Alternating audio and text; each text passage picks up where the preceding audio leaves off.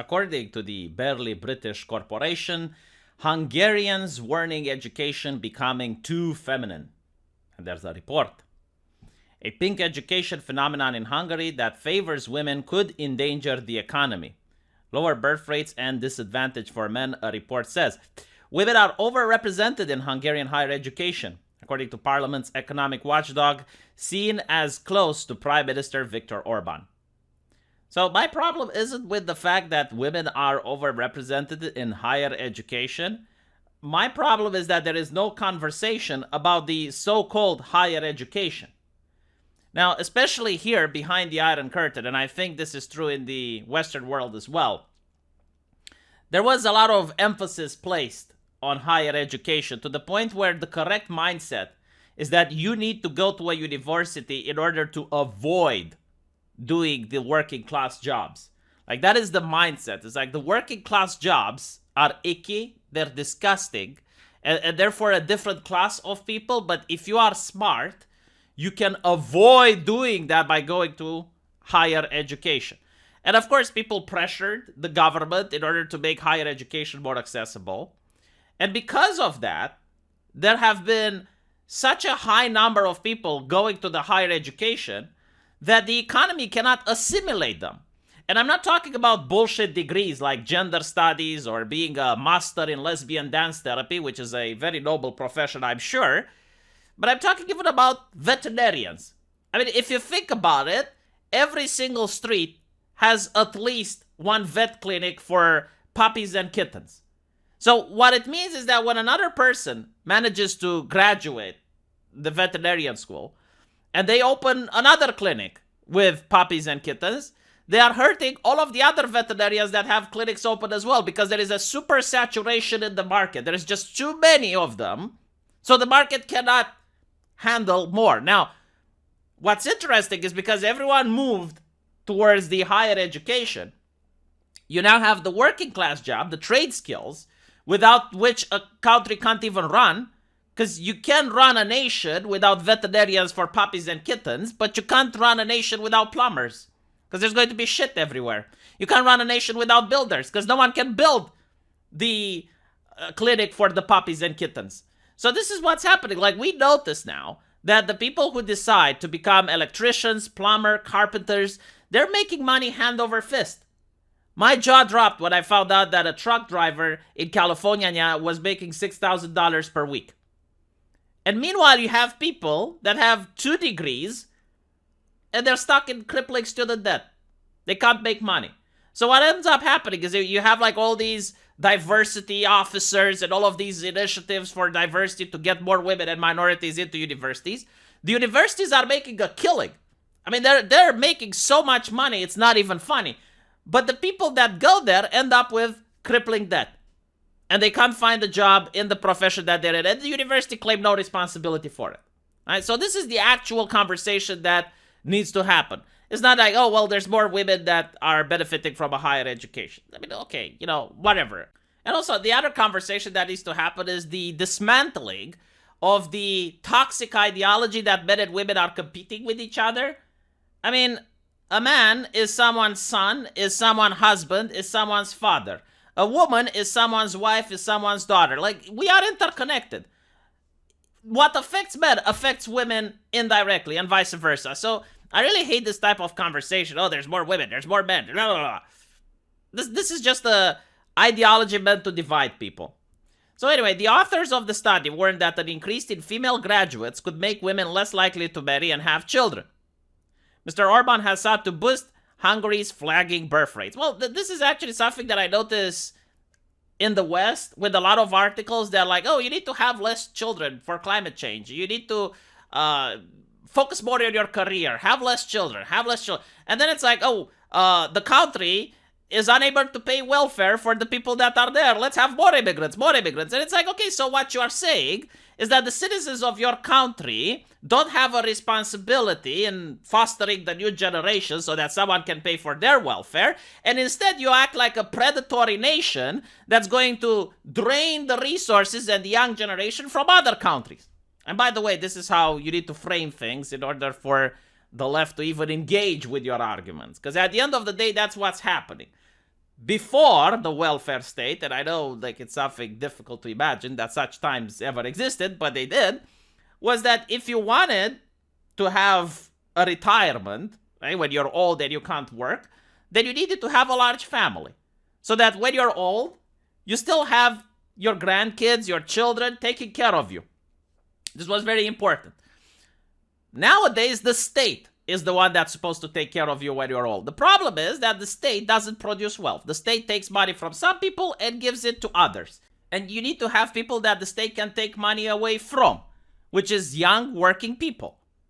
Because they're the ones that produce wealth. They're the ones that spend the money the most. They're the ones that go clubbing. They're the ones that are going to go to restaurants, and they're going to go on holidays. They're going to go shopping for extravaganza.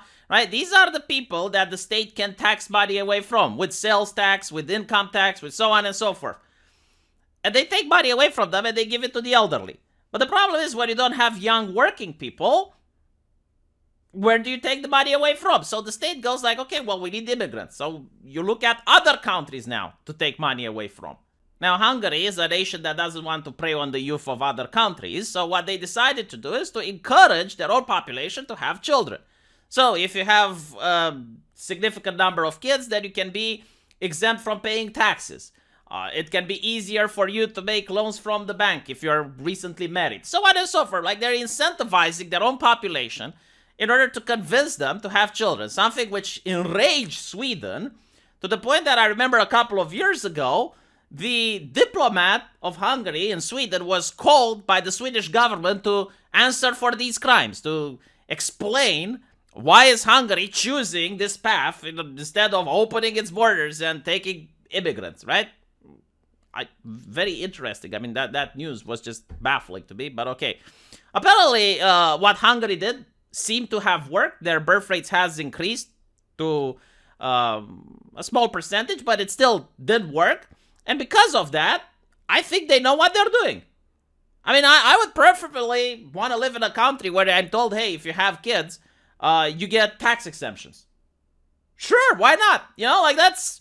I don't see the problem in that. But okay, leftists do see the problem in that. They will say that it's white supremacists, even though the same rule can apply to people of various colors and ethnicities. Like, the rule doesn't discriminate. So over the past decade, it found out that more women than men had enrolled in Hungary's universities, with the number this autumn at 54%. I think this is actually quite low compared to what we see in the West. Male students were meanwhile dropping out at higher rates. And it suggests that the feminization of the teaching profession may have led to 82% of the teachers being women. Isn't that interesting? Because like in any other situation, it's like, oh, 82% of the people here are men. 82% of CEOs are men. Oh, then sexismus.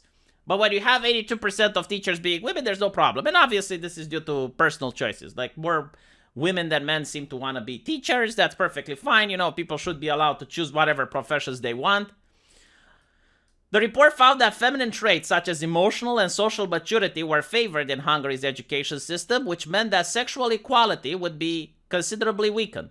The researchers warned that Hungary's economy could be put at risk if masculine traits were undervalued, which they listed as technical skills, risk-taking, and entrepreneurship. So there's feminist Christina Hofsummers, which released a YouTube video based on this. It's a really excellent video. I suggest people should watch it. Which does show that, yeah, like schools do cater more to what little girls prefer than what little boys prefer. And for example, she says that boys prefer more physical sports, such as tug of war, dodgeball, and from her research, notice that schools are trying to get away from these type of physical activities. Then she talks about the type of books that boys like to read, and it's mostly fantasy, like Jules Verne and stuff like that. And then girls like to read books about character development and the romance and the intricacies between various characters. And the schools are preferring those types of books in detriment to the other ones, which ends up getting boys bored and not wanting to read. It's a very interesting video. I do think she has some merit into what she is saying, but of course, you're going to see here that Lydia Gall from Human Rights Watch tweeted that it was another blow to gender equality and women's rights in Hungary. So the entire argument is just completely hand-waved, like completely dismissed. And she's not going to tackle with the fact that 82% of teachers are women, like that all of a sudden is gender equality. And then she also says that Hungary is stuck in the past and blah, blah, blah. What's interesting, though, is that the barely British corporation is providing the other side of the argument. Like, if there was a different argument, right? Like, if Sweden would have said, like, we are pushing for more gender equality and we're trying to be more inclusive, they wouldn't provide, like, okay, this reporter from Breitbart is saying that this type of thinking is dangerous and it can lead to what the Hungarians call to be a feminization of the schooling system, right? Like, they're not going to provide the other side of the argument when it's a progressive issue. But when it's a conservative issue, like in this situation, they're just going to provide the other side of the argument, which completely dismisses all of the concerns, completely dismisses all of the data, refuses to tackle and actually have a debate. I would love to see a debate between this human rights advocate and the person who made the study saying that they are concerned that 82% of the teachers are women. Right? Isn't this like a feminist talking point? That you need role models of your gender? So you should have 50% of the teachers that are women, and they're the role models for girls, and then you should have also 50% of the teachers that are men. Right? Like if you want to follow the ideology of progressivism. I personally believe that it's no problem. Like, people should be able to choose whatever professions they want without some arbitrary criteria. I think a person that is a good teacher can be a man or a woman. I don't give a fuck. But again, like, this is the ideology that gives a fuck. Like, they are the ideology that really cares about percentages and quotas. And if it doesn't fit the percentage, then it's sexismus, it's racismus, it's that. Anything but the personal choice of individuals. Let me know what you guys think, though. And as usual, I will see you in the comment section. Take care.